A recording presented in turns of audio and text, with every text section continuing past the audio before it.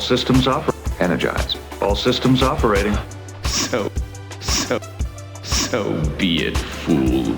So be it, fool. So be it, fool. Shields failing. Shields failing. We are being probed. We are being probed. All systems operating. All systems operating. All systems operating indeed, Lieutenant Commander Data. Hello, this is Adam. I am half of the Trek in the Valley crew. What's this is up? not how we've ever fucking started the podcast. Hey, welcome to another episode of Trek in the Valley, the non-encyclopedic Star Trek Dark Stereo podcast. I'm Adam. I'm here with my co-host. What's up? It's Al. Hirt here. What's up? What's up, indeed, Al? It's been a minute. Yeah, it's been a minute. We always get together and we talk about an episode of Star Trek, but we've been doing such a good job lately of chopping it up beforehand and getting caught up, and we've had a lot of shit happen. And I'm not just talking about when we saw Charlie Kirk's soul leave his body earlier today on the internet. Not to date this episode, but we watched a man die today on camera, and it was fine. So you did some traveling, yes, didn't you? Did. Where did you go? Went to South America. Went to Peru. I was like, oh wait, do you not want to be specific? You don't want people to know you're not super you're a specific, Peruvian but just guy. around. Hey, we don't need. Did you hang out in the countryside? Were you in the cities? Cities, and then obviously you hit up Machu Picchu, which was fun. Is that just a lot of archaeological sites? So you saw like a lot of ruins, a lot of temples. Yeah, it's cool how they had all that shit set up and locked down, and they heard that the Spaniards were coming, and some of them just dipped. So. And they just left? They just left all these, really nice cities and stuff that they built. Did they leave, a lot of poisonous snakes and, hiding places and stuff? Did they leave a lot of traps? Oh, man. It got discovered years later by some dude from Hawaii or from the States. And, he had an expedition of 15 or so people. And then when he got there was, 2 families of just people squatting and chilling there, and it was covered in brush. So in the next couple of years, this guy just gentrified it, took all the gold and shit, and I guess that it's in a museum now because he gave it all away, and then now it's a tourist place. It's, I don't know, from when I last visited to now, it's definitely a lot different. Because, you see, a Starbucks or a KFC. Now there's, memes. Rural mountain town, and you're like, what the fuck? You see, a goat with a meme on it. No, actually, yeah, there's a I did Simpsons. See it. There was a goat with a meme on it. There's a lot of Simpsons art. Wow. Yeah, of course there is. Machu Picchu. And I was like, wow. Then Paddington. A lot of Paddington merch because of the bear. And he's from Peru. An Andean bear, yeah. There's a long that's hilarious. There's a long history of bootleg South American Simpsons art. For real. Like Black Bart. They're intertwined. There's a lot of great bootleg Simpsons art. And just graffiti and stuff like that too, of Homer and Machu Picchu outfits and stuff, and the mountains behind him. It was really strange, just seeing all this influence from the States go to Peru. There's a TGI Fridays that's popping in my neighborhood, in my cousin's neighborhood, and I'm like, that's interesting. But they explained, hey, they kind of had to integrate, their menu too. So. Plus, TGI Fridays is the superior fast casual. I was just explaining this. Somebody was talking about going to Applebee's, and I was like, well, I could just eat a bowl of vomit. No, I could just eat vomit at my house. There's no Applebee's in Peru. You know what I'm saying? I could just puke in a bucket at my house and be like, I'm at Applebee's, But TGI Fridays, they got that firecracker shrimp. It's a bit of both. Though. It's funny Chili's, how it's we gotta last and blend. Chili's is popping too. There's a Chili's there too. I ate at a Ruby Tuesday in Mumbai, India. Oh, Oh, there we go. One of my things that I like to do when I was over there was I would eat at American places and see how different they are. Yeah. Like we ordered Domino's. Because I didn't eat American food really when I was over there back 10, 15 years ago. But a couple times like we ordered Domino's and it was just bomb, dude. Like imagine if you ate Domino's, but all of the proteins were fresh. Exactly. Like from that, like it was a chicken that morning, you know, trigger warning to vegans, which you're perfectly fine. But I love eating a day of chicken. I didn't even realize that. There's so much chicken. And I was just like, I was like, why is this chicken? So we got a chicken pizza that had like cut peppers, like red peppers on it. And I was like, why is this fucking pizza so good? And they were like, well, it's because the chicken was never frozen. We don't freeze stuff. Doesn't have to go as far.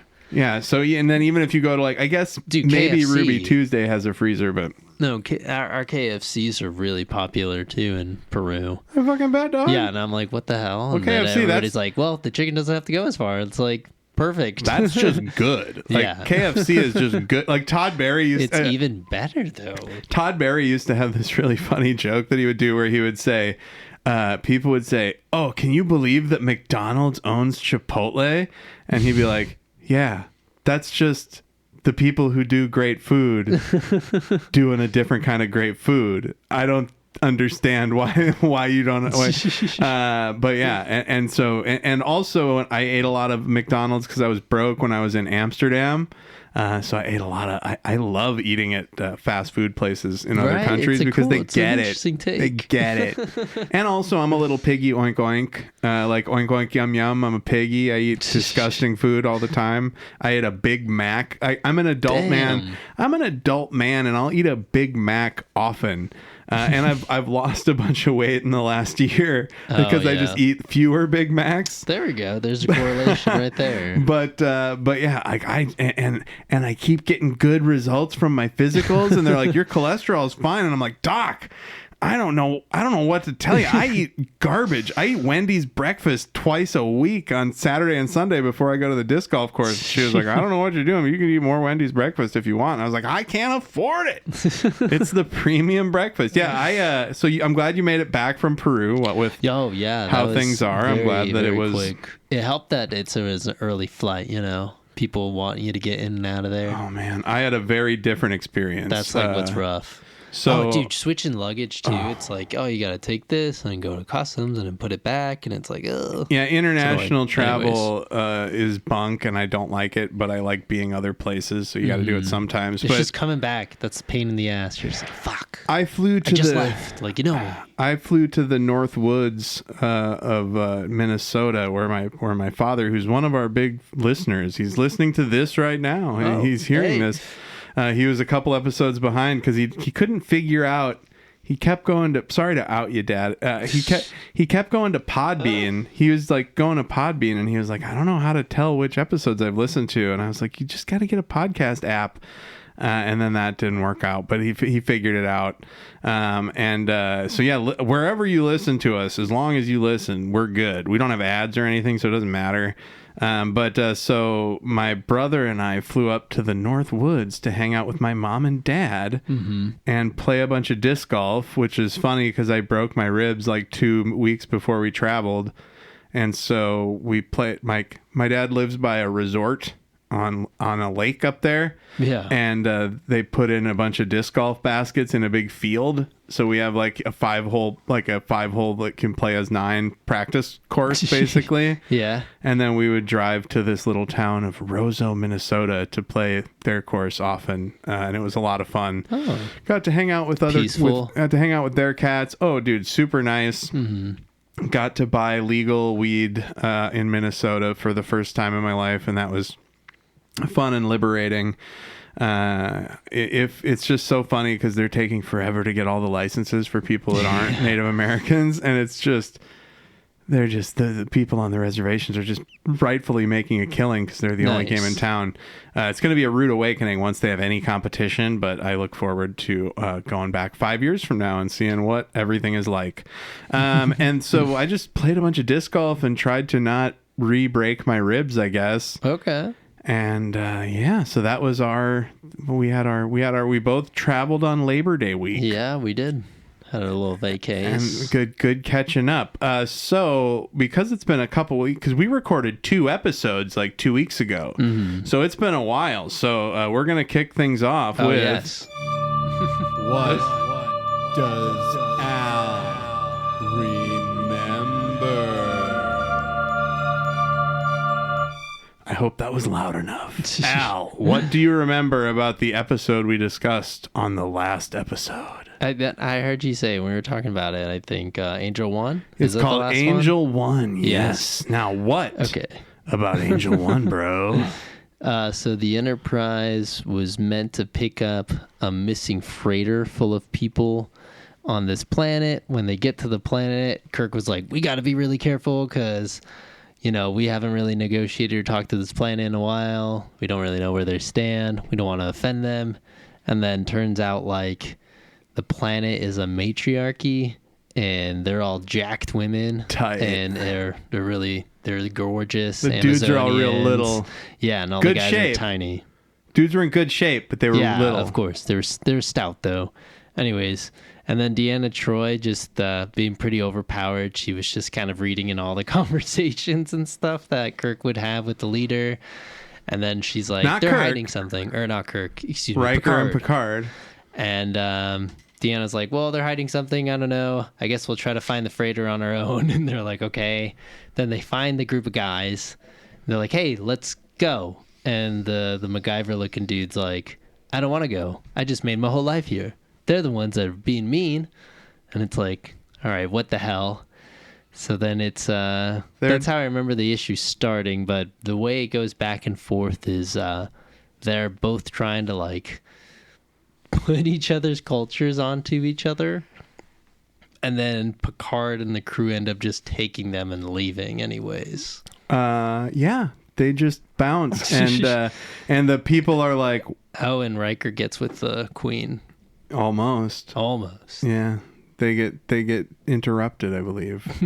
And yeah, so you're right. That's how it ends. They just fuck off. But they don't take the people with them. No, they leave them, right? They get exiled. But they're like we're not stay gonna on the planet. Yeah, so they get exiled. And they're like, your manocentric ideas may come to fruition in the future, but we're not going to make it easy for you. You're gonna have to earn it. And yeah, these guys are big like Joe Rogan guys. Right. Like that. Those guys were like big like manosphere guys for sure. That they're like they listen to whatever future version of Andrew Tate.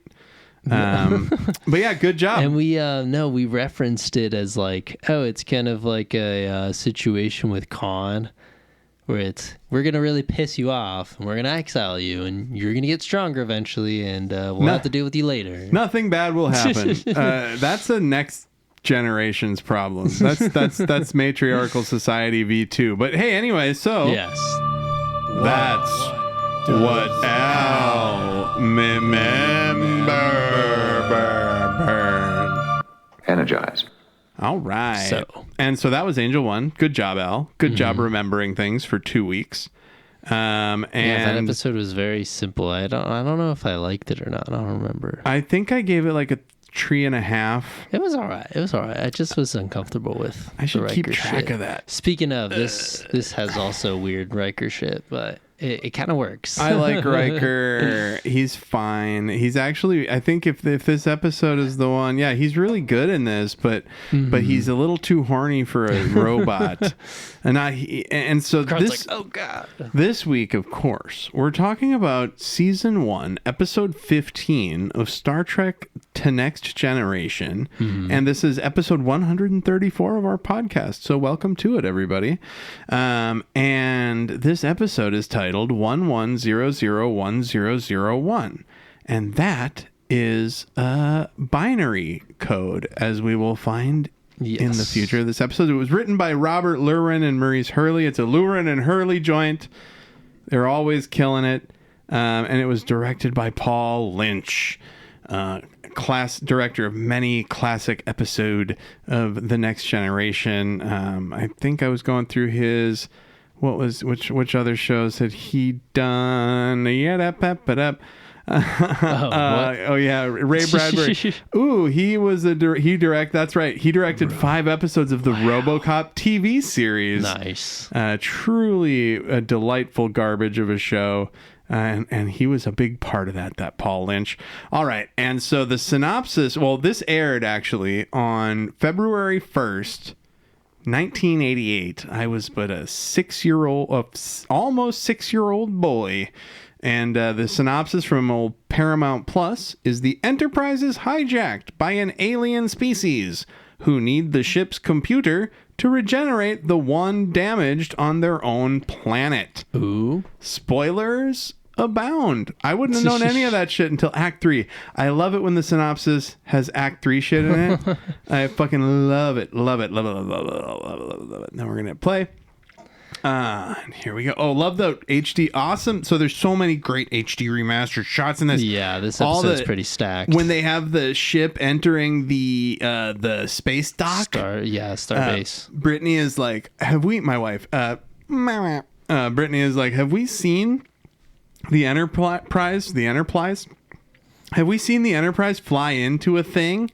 And I was like, I think in the movies we had at this point, but not the show. Maybe not on Next Gen. And look at how cool it looks in the HD remaster. There's such high contrast.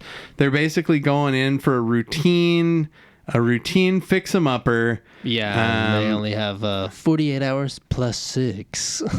48 hours plus 6. So what's that? 54 hours. Yeah, before because what was it? They're gonna go on to another mission or something. Yes. And they have to make that appointment too. And, I guess they were late. They were late getting here because they were doing something else. Yes. You know how things happen when you're like running behind and then you got like... They ran into Q, basically. It's like before... when we were recording, you were going to give my wife a ride home from work. I figured I'd be home like at 5. You'd get there like 5 or 4:45. And then I had to drive to this dispensary that was super far away. And then I had to get food. And then there's traffic and I had to get gas. And it's a whole fucking thing. And all this because my goddamn ribs hurt so much that I have to find the cheapest possible vape. And so there's a lot of different computer voices in this. Mm-hmm. And so they're meeting this group of researchers who are going to do some experiments on the computer on the Enterprise. Yeah, and it's strangely enough a second suspicious upgrade with someone from Starfleet and then some random alien that they hired. Yes. Oh yeah, they'll do the repairs. And it's like, are you sure? What about last time? Remember no, don't worry about that. Just trust these guys. Remember when that guy brought the Traveler on? Yeah, and the Traveler was like seizing. Oh my god, and phasing. Dude! It is fucking. Yeah, it feels quite the same situation. It is 2 months later, and I do not trust. Look, you can't. Other than Riker, their work. Other than Riker. You cannot trust.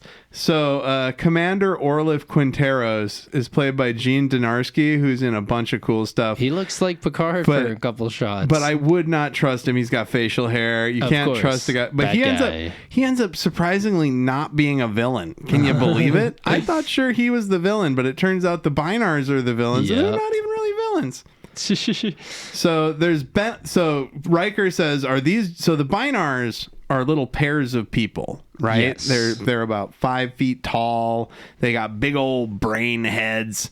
They got computer belts because their computer is constantly processing. So they're connected to a computer on their home planet via this belt, right? And that processes all their thinkies, and it's like a buffer thing for their thinks. And they're a unified pair, and they can communicate super fast with each other, right? Yeah. And they're Bynars, but they're also they're non-binary in the sense that Riker goes, "Are these purple-headed brained gentlemen the Bynars?" And the Commander Quinteros is like, "Actually, they're not gentlemen or ladies. They're a unified pair. They are beings. They're always together. This is 1-0 and this is 0-1. Well, that won't be confusing." So they've thing 1 and thing 2. They upgraded the oh god damn it. They upped my ribs. They updated the computers on his ship And they're like, well, you've got 48 hours plus 6. We have an appointment on Peleus 5 that we must keep. And the Bynars are like, I thought we'd have more time. And and the way they talk is like they split each other's sentences up and kind of complete it. Yeah, it's like you and I, like we know exactly what each other's are going to speak with our mouth things. Yes. And so they're just going to let the Bynars do their thing. And the Bynars I like how the Bynars just keep multiplying. Like the next time you see the Bynars, there's 6 of them or whatever. And Riker's like, but I thought there was only 2. You're like, well, because the time is so short, we needed to more faster. Bynars. And so this is where... Riker's already suspicious too of them. And Wesley's like, maybe this is just how they talk. And Riker's like all nervous, like, that's kind of bullshit, but okay, we'll find out. Hey, man, how often is it that the little chopping it up session, the little chop session that we have before this syncs up with something they're talking about? We were kind of on vacation and they're talking about what they do for recreation. Yeah. Because they don't have shit to do until they have to inspect the ship and make sure the Bynars aren't trying to kill them. Yeah. It's a couple 2 days of vacation. Picard's going to kick his feet up and read an old pulpy book. And Sick. Riker's like, I've never been very good at organizing my time off. So, he just like... I just goes get drunk out. at bars. He's like, I just go out to a bar and look for some tram, bro. I'm like, I'm the first officer of the flagship, bro. I honk a bone, bro. He honks on a bone later. And it's a whole ordeal. Then now there's 4 Bynars on the bridge, and Wesley's watching them work. And he's real suspicious. And Riker's like, wasn't there only 2 of you? He's like, there's less time, so we need to... And Riker's like, why are you acting excited? And they go, because we are stacking to reconfigure the computer to communicate with itself more efficiently and at higher speeds, and we get stoked about that. Yeah, and he's like... Wesley's like, you act like you don't believe them. Yeah. And Riker's like, yeah, I don't know. It's just kind of weird. Wesley's like, maybe they just talk like that, though. You don't know. And Riker's like, I don't. Riker's like, hey, you're checking my privilege and my racism. But and also, there you go. Riker's like, yeah, but I want a legible report when they're done, So look at this shit. Yeah. So Riker is basically going to the holodeck, I think, is something he runs into Worf, Worf. What's her name again? Yar, and then 2 randos. And isn't it weird? They really achieve this. So they're wearing like a speed suit looking thing. They're blue, shiny, skin tight suits. For a game that they're playing on the holodeck or whatever, challenge to a friendly game with some other people or whatever. And they do this a lot on this show where they're able to make like a costume that you'd think should be sexy, but it's completely sexless in every way. And it does not make you horny at all. Like you should look at them wearing cause they probably thought they made it kind of horny. But I don't know. Dude, they do it all the time. Awkward. Even when they were on Sex Planet and they were like the dudes and the ladies were all kind of showing skin, it was still like very, very sexless. And Worf says, what point is keeping score? They're talking about the game. He's like, what point is keeping score or winning if you're not keeping score? Yeah, he's like this because Worf is like, we will not fail. I will not compromise. And Riker's like, hey, man, it's just a game. You're just hanging out with people and, making fun. And Worf's like, if it is just a game, why keep score? Yeah, my brother's like that with disc golf. And it's like, yeah, a little friendly competition doesn't hurt. And Yar's like, he's actually opening up. He has a sense of humor. Riker's like, oh, okay. So he sees what they're doing. Scene, though. This is a great sequence of Riker bouncing around and seeing how everybody spends their spare time. So Yar and Worf are going to do physical games. And then he goes and checks out Data's quarters, and Data is painting, and Geordi's watching him paint. Like Geordi recommended the subject of a painting, and he's just trying to figure out what Data's creativity looks like, right? What's inspiration? What is like an idea? and it's so funny. Riker says when he's leaving, he's like, "Hey, you definitely have to write this down because, a blind person teaching a robot how to paint." that's got to be worth a couple pages in somebody's biography. I think that's one of the great jokes, dude. A blind guy teaching a robot how to paint. I'm so fucking funny. Yeah, I mean, it kind of showed then Data and Geordi just staring at him blankly too. Yeah, like, okay, Dick. And then he checks. Why don't you leave? So Riker, is he just checking in on everybody to see what's going on? Yeah, this is kind of like a premonition of like, a little inside slice of life of what everyone's interested in and what they're doing, and also it's leading up to the event of them obviously being the crazy alone. Shit that happens. Yeah, and it's funny too that what is it? Crusher, Beverly Crusher, she's going to this cool convention with this unfortunately named doctor, but she pronounces it differently. Dr. Epstein? No, it's Epstein, but it's she says Epstein. Yeah, she says Epstein. Epstein. But it's Epstein. And in my notes, I say they say Epstein too many times in this for my liking. And so Riker must have just been checking in. I'm just geeking out and checking out this cool guy's work. I got to get ready to go to this conference. And she's like, "You don't want to go?" And he goes, "No, I'm good." And then Riker runs into more Bynars, and the Bynars are working on enhancements to the holodeck. And they're like, enhancements, nothing more. And he's like, what kind of enhancements? And then they do their weird Bynar talking to each other. Yeah. It's kind of like when the lady talks to the aliens in the new Alien TV show.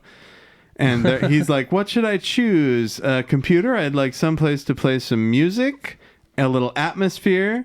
And she says jazz. And they go, era. Circa 1958, and then he starts with Kansas City but changes it to New Orleans. Yeah, New Orleans. And he says Bourbon Street Bar, New Orleans, and here we go. So around 2 a.m., he walks in and he looks up at the stage and he says, what does he say? He sets up a bone for me. People. Yeah, it's ridiculous. So he's like, we got a piano. He goes, I'll need someone to play with. A trio. He goes, a bass, piano, drums, and a bone for me. He calls it. I just realized it's because it's a trombone. Yeah, oh my God. Oh, I'm so bad at picking up on those things. Really? That's really funny. Was rough. Yeah. I thought it was because it's shaped like a bone. And then this is one of my favorite parts too, when he's like, yeah, and I need a crowd, to play to, and then he's like, they fill up the bar, and he goes, whoa, too many. We got to make it more intimate. And then it's just one lady, and then he gets a little hornier, and he's like, but wait, blondes and jazz don't go together, computer. And then it's like this other attractive brunette. And he just keeps going. He keeps refining what he wants. And he's like, wait, but more sultry. And like he genuinely looks like shocked or surprised. And it's really creepy. And I expected him to just be like, I don't know. I was just cringing, and I was like, all right, writer's fetish. Let's just reel it back here. I guys. Really want Saturday morning. He's like, brunette, morning, but still. He's like, brunette, honkable melons, tight buns. And so he's like, gentlemen, if this is what you call enhancement, you've got a gift for understatement. And doesn't she look like Kate Mulligrew? Doesn't she look like Janeway? A little bit. But that is Minuet, who is played by Carolyn McCormick. And Riker immediately falls in love with this robot lady. Yeah, it's so bizarre. And he's like, man, you just react so quickly. And she doesn't it's so flowing. He says, she says, what are you doing? He says, what are you doing in a place like this? And she's waiting for you. And he goes, you can't be serious. And she's like, I've never been more serious in my life. And then that's true. It's a trap. Yep. And then Bynars. Wesley keeps watching the Bynars. And it's funny because he's like, I don't think I trust these Bynars. They should be like turning around going, oh, is it because we dress cooler than you fucking dork, dude? And they're like trading. Also, it's his weekend off. He's just staring at them. And he's like, no, I'm not going to hang out with the guys. I'm just going to check out the Bynars. Here we go. They store information in their information buffers on their hips, and they save it till they need it. And he's like, how did you develop this? And he's like, it happened over a long period of time. The Bynars rule. I'm glad. I think it's funny that they end up doing what they did. No, and it's so funny too that they like just started to get into who they are as a race, like as they're already fixing the ship, I feel like they would need a report on that or something before. Right? But you think they would know more about the Bynars. And also they did. It's so funny that you brought up the Traveler thing. Like, this just happened. And Picard's like, hey, where's Riker? Why are you here? And he goes, oh, Riker's in holodeck 4. And he's like, okay, I'll be right back. They're just being really casual about it, too. It's like the Bynars are doing their thing, and Riker's jamming on, he's honking on his bone for Minuet. And he's really, so here's the thing. And I wanted to talk about this because let's say I'm a writer and I'm saying jazz. I want this guy to be like a cool jazzio. You know what I mean? Like, I want to jazz out. What trumpet? What instrument comes to mind? Trumpet first, right? That's what I think. Saxophone. No, of course it's a sax. Immediately. Maybe the jazz flute. Honestly, I would think smoother than a trombone. I would think oboe. You'd be more likely to me. An oboe is a clarinet. There you go. That's what a woodwind like that. That's better. Honking on it. There's nothing sexy about. No, I think they've already. Yeah. It's like the slide whistle of jazz, right? Fucking heinous. No, and I totally get what you're saying. I think they already wrote like, oh shit, we've already seen him playing a trumpet before. He's brought it up. Like, we're not. I mean, maybe another woodwind would help because it's. What's the word? I mean, they're on the Enterprise. They can learn anything in seconds, Right. Or he like, hey, Data, give me a lesson plan of how to make any other noise. It's the motherfucking holodeck, dude. He could just hold it up and it plays for him, That too. And then he has funny repertoire with the bass player and the drummer and the pianist. Yeah, they're like, hey, man, look at that dame over there is watching you and such. And she wants to have a dance with him. Her? It just feels really clicking. They have cringy. So much pillow like talk. A dream.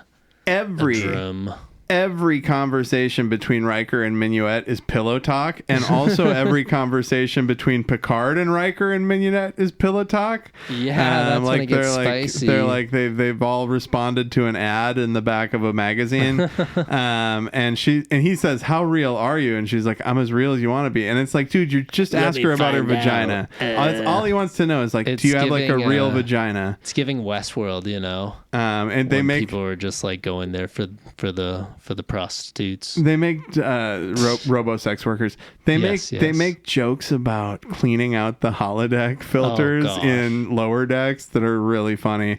And so he's making out with Minuet when Picard walks in, and he's like, "Ah, yes, making out with a robot. I see." And so Picard is just enamored with Minuet. She speaks French. They go back and forth. And at first, I feel if I was Riker, I'd be like, dude, don't come in here and fucking C-block me, bro. Like, are you fucking serious with this shit? Yeah, Picard offers to leave at the beginning, too. And he's like, join us. Riker's loving it. And honestly, like, Riker just likes hanging out with Picard. Yeah. Data's and I painting. think also, too, I want to get a tattoo. Picard's just curious about that. I want to get a tattoo of Data's paintings, dude. Mm-hmm. Data painted on a clear panel, which rips, by the way. And he painted these big things that Geordi suggested he paint. Zygo eggs or something. That's what he was saying. Right? And then Wesley says, I'm getting a whiff that there might be trouble in main engineering. Geordi and Data head down there. And oops, not only is there trouble, that the antimatter is going to release in 4 minutes and 17 seconds. Yeah, I guess the magnetic fields that's containing it is failing, so they're freaking out. This is not a drill, so they have to evacuate. Yeah, and little Geordi's kid fell down. Geordi goes, wait, not Geordi. Wesley's like, shouldn't we wait to tell the captain? And Data goes, there's literally no time. This is what I was built for. It's an emergency. We gotta evacuate I've got the con. There we go. Like, we just have to make this decision now. And they do evacuate. And they do a good job. They do the right decision. But they do. But so then Data and Geordi. They hesitate before they leave though, because they're like, "Hey, where's the first officer?" And is there somebody that we forgot? Yeah, because I felt like I touched everybody else's heads. I did a head count. I got 418, 419, and then usually Picard and Riker are 420 and 421, and I just. Yeah, right. Like they just and because they go, because Geordi and did Picard they leave the ship already. Picard, Geordi and Data are like there's nobody else. They check all decks, and it's like all decks are empty. Yeah, and I was like, wait, but what about the holodeck? Like, Right? is that just like a separate word or? No, see, that's because the ship But hit that's it. 'cause The the Bynars shipping, did this, right? yeah. So now they say they figure it out when they've all evacuated to the space station. Yeah. But it's too late. The ship is going to explode and it's leaving. But then the magnetic field is regenerating. Yes. And they're like, what? And then it takes off at warp. And that's it. And so while it's heading to this random place, we cut immediately back to the holodeck, and it's Well, it's Riker heading to still Bynarville. flirting and what is it? Still flirting with the robot. The what is her name? The hard light hologram, Minuet. hologram. Yes, Minuet. And yeah, Picard's like, this is kind of interesting. I don't know. They're just more intuitive. Picard is little loving more it, dude. Catching. It's catching on a little quicker. Picard is it's kind just of like they're he's talking so, to. He's just like, It's like a Chat GPT girlfriend. Picard is deal. like, oh, and It's that's weird. That's what's so funny, right? So I've also got that in my Riker's notes. like, this woman's perfect. So like, this she is knows what I'm thinking. In the 80s, That makes sense. in the 80s, they envisioned this as the perfect like e-girlfriend, right? But it takes so much less. Like, men are so stupid and hopeless Yeah, that exactly. we're tricked by a really broke ass janky Chat GPT that's like, oh, you're thinking about committing suicide. Please don't. Only do it if nobody's watching.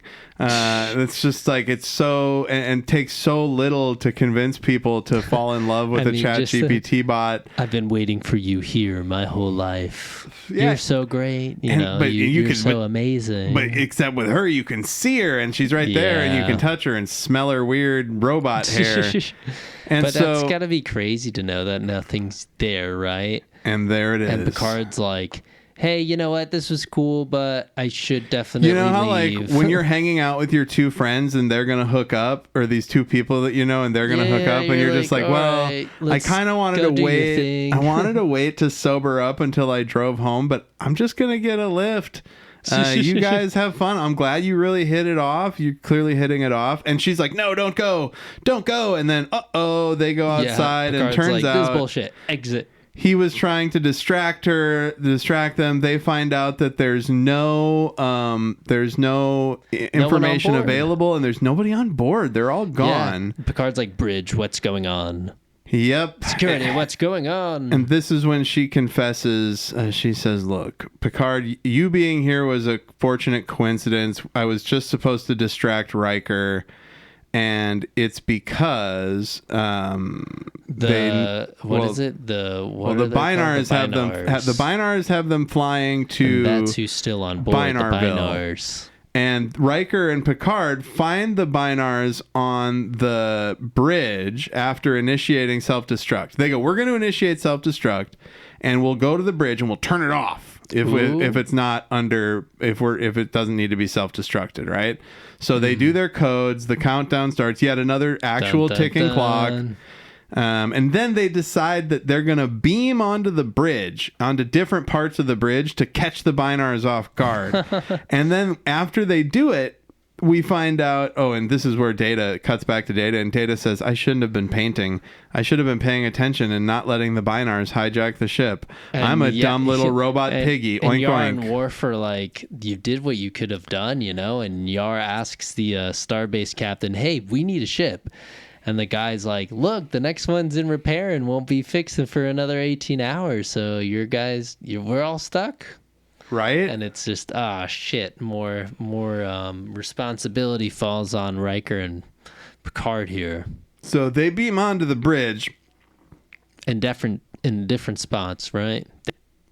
Yeah, they're in different spots, but they find out they didn't even need to do that because the Bynars are all sleeping, huddled up like a bunch of dying little puppies. I didn't mean to say dying puppies. I'm sorry. I meant they're in a little pile like puppies, but also they look like they are, or maybe they're withdrawing from heroin. I don't know what it is. But at any rate, they find out that they're in orbit around Bynars. and that their equipment on the planet is inert. All the computers are dead. There's no way to see what's going on down there. There are people who are totally dependent on computers, and their computers are fucked up, and the Bynars are dying. And this is when Riker's like, what is this all about? Why did they bring us here to steal the ship? Yeah, 37 bizarre. minutes in. Good question, dill hole. I mean, especially that this happened again. Right? And with their ship. He also says core dump. They made a core dump from their computers and put it in the Enterprise computers. It's enormous, a big core dump. Yeah, you know how like when you have a core dump and it's enormous, and so that clogs the information system. I was just gonna say clogs. Oh my god! And so then Riker's like, we gotta go ask Minuet what's going on. She could be the information system, right? And this is when she explains the electromagnetic pulse from the explosion was gonna knock out their main computer, and so their only choice was to transfer all stored information and shut down until after it passed. So there's a stellar incident. There's a stellar thing that happened, right? Yeah. And it's going to melt all the computers on Bynar, right? And so they had to basically use the Enterprise like a thumb drive and transfer all. You know how like when you got a Mac, and you don't know, do you have to format the drive, but you don't know. Drive. Oh yeah, you partition it for. You're gonna partition it and do half of your GarageBand backups, and it's a whole thing. It's just the boot a system and to make sure that it works and runs well before you even add the other partition. Yeah, and now imagine that it's like you can only do that with a spaceship, because that's the only computer that had enough space on it would be like the flagship of the fucking Federation. It just feels very Gene Roddenberry-esque of like the classic misunderstanding when they could have just literally asked, just like, hey, do you have any data centers? Like, oh yeah, here we go. That'll store up to a gajillion terabytes. Yeah, we can bring a couple ships out. You don't have to like almost die. Yeah, right.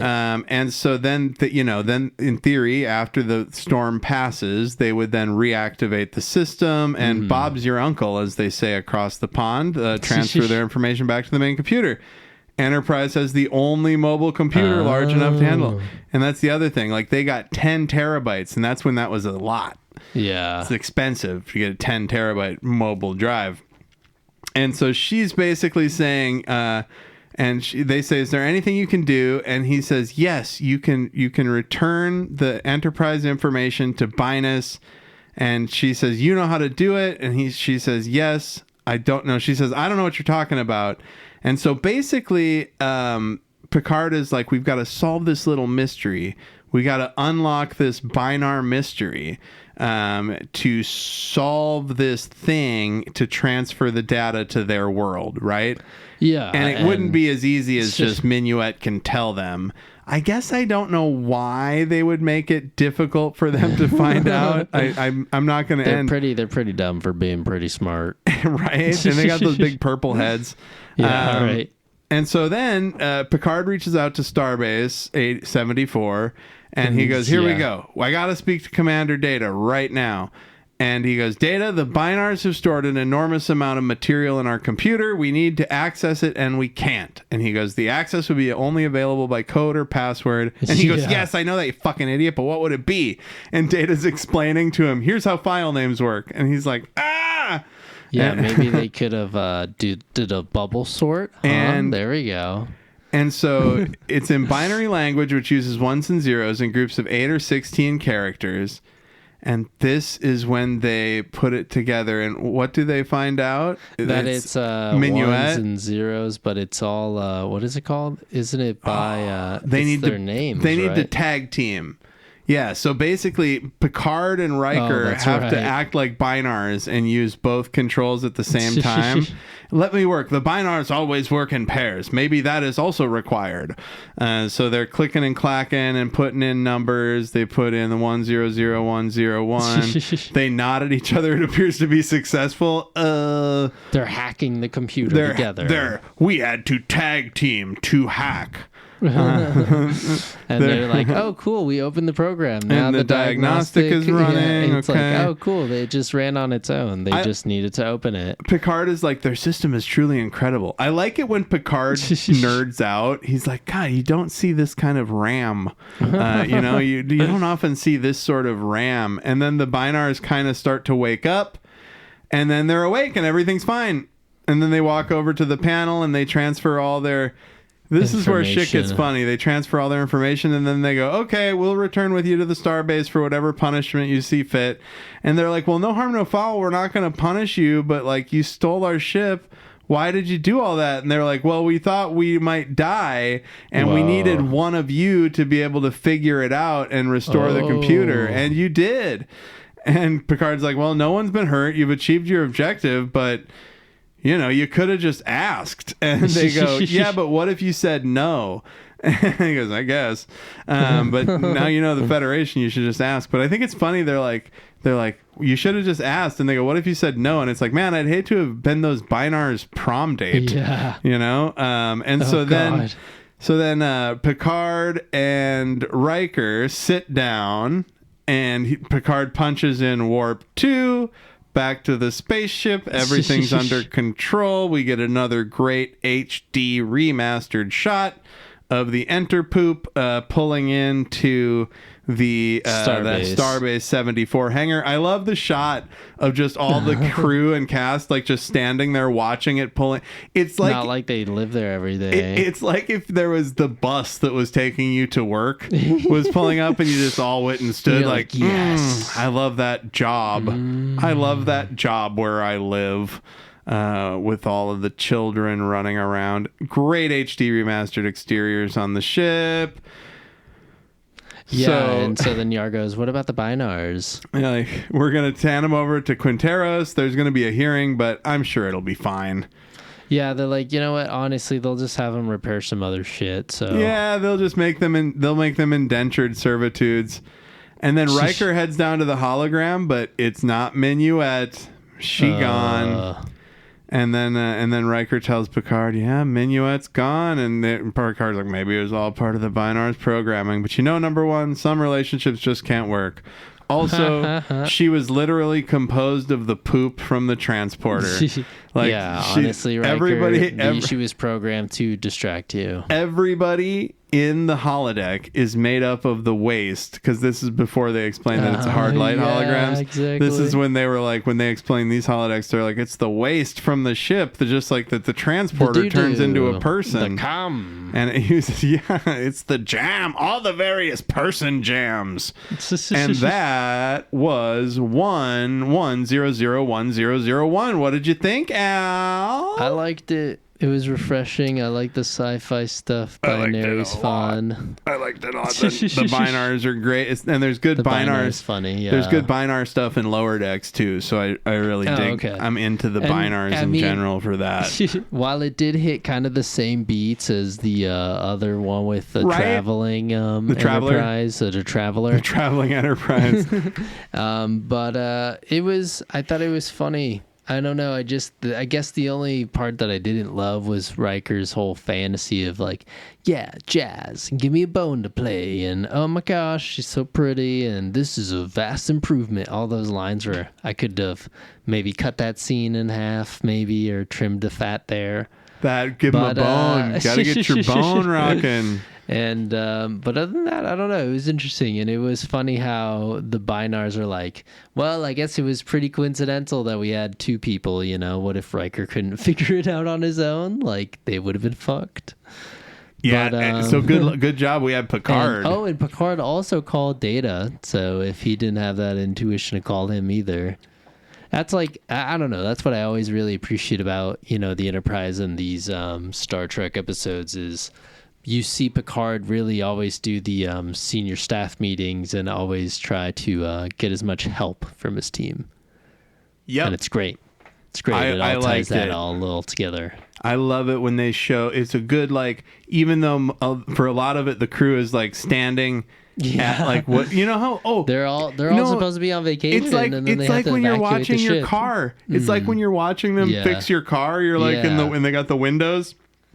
And that The gas literally is tank's what on it is. fire. We got to get out. That literally is what it is because they're at a base station where it's being repaired. Exactly. Oh, you I think guys, that's what's nice y'all, is it expands the universe too, because it's now we've seen a big space station, Starbase 74. There's people that just chill there and they repair ships for. There's ironically in the future, it still takes a long fucking time to get your car back. So there's at least either way it's still in repair, and there's these mechanics making shit up that you don't understand. There are at least 74. I'm not gonna get your whole face. There are at least 74 star bases.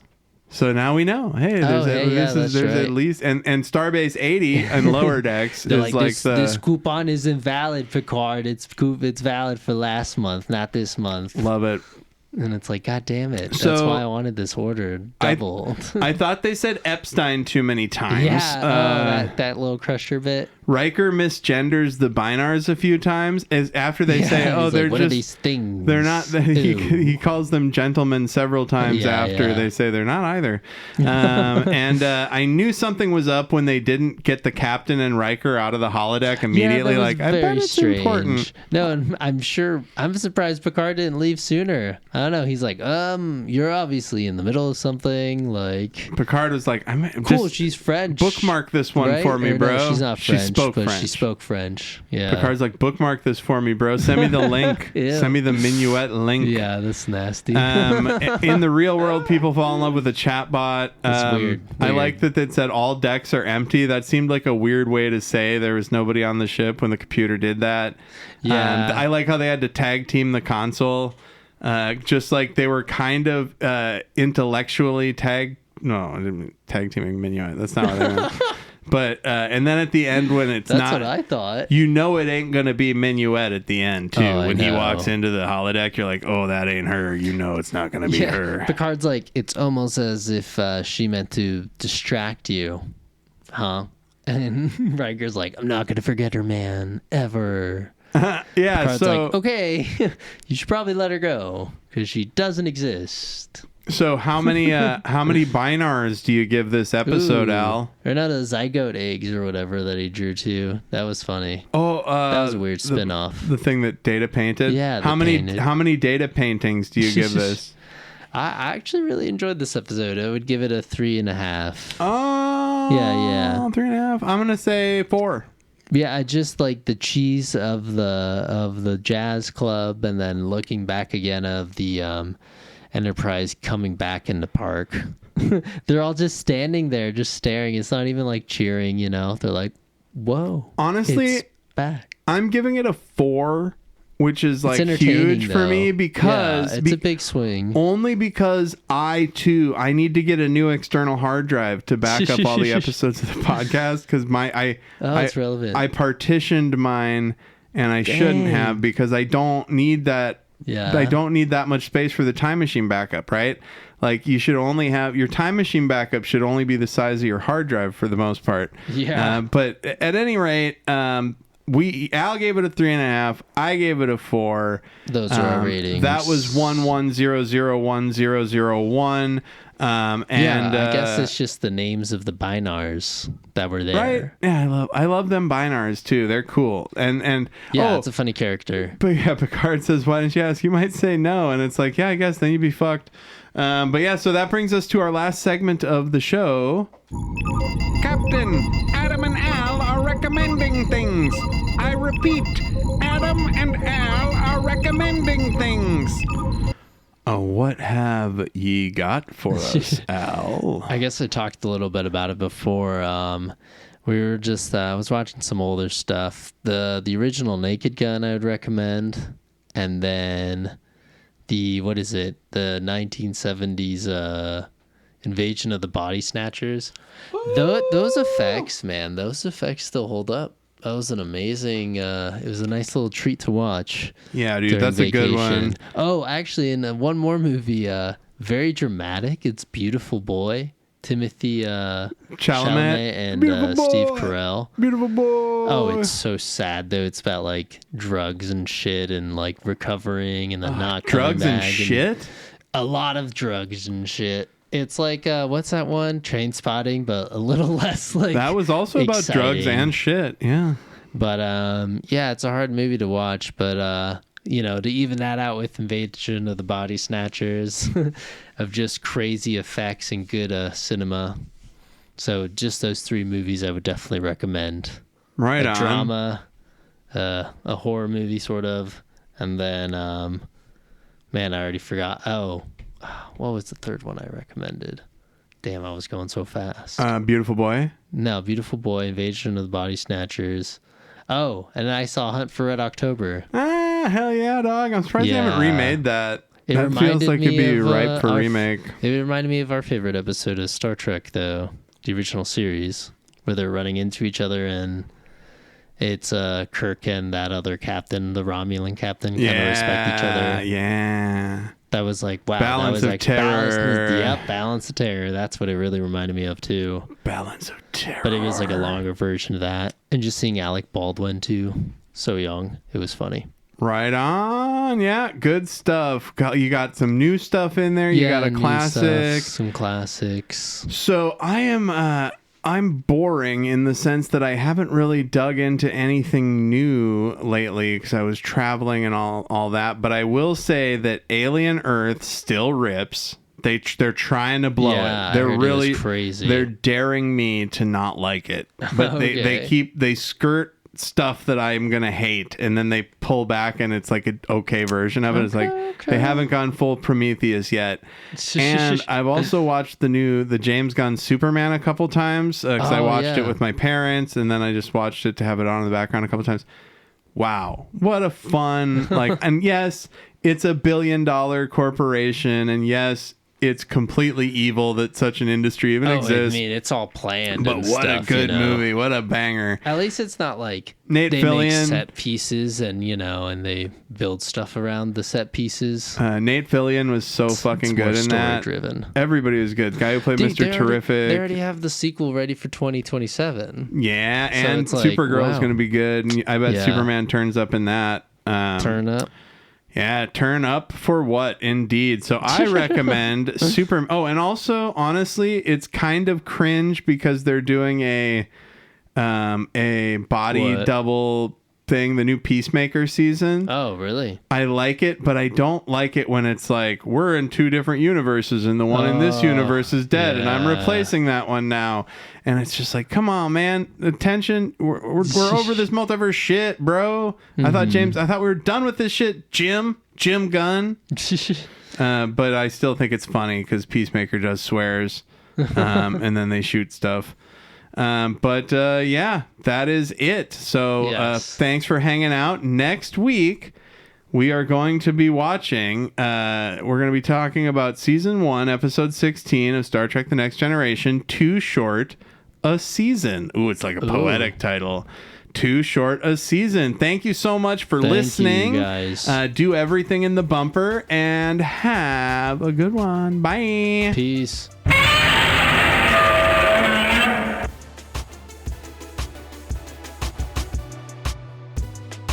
Trek in the Valley is brought to you by Adam Ordall-Quinnell and Al Hirt. The theme was produced by Al. The episodes are engineered by Adam. You can email the podcast at trekinthevalley@gmail.com, or you can search for us on Bluesky and Facebook as Trek in the Valley and follow us over there. Please be sure to like, subscribe, rate, review, whatever you do on your podcast apps. It really helps us out. And never forget, always explore strange new fucking worlds.